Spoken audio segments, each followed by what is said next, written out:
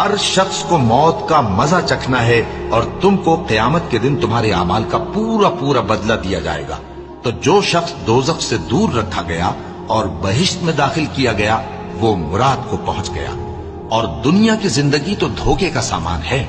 اے اہل ایمان، تمہارے مال و جان میں تمہاری آزمائش ضرور کی جائے گی، اور تم اہل کتاب سے اور ان لوگوں سے جو مشرک ہیں بہت سی ایذا کی باتیں سنو گے، تو اگر صبر اور پرہیزگاری کرتے رہو گے تو یہ بڑی ہمت کے کام ہے۔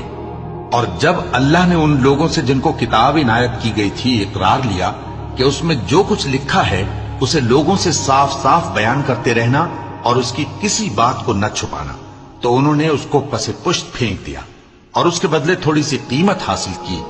یہ جو کچھ حاصل کرتے ہیں برا ہے۔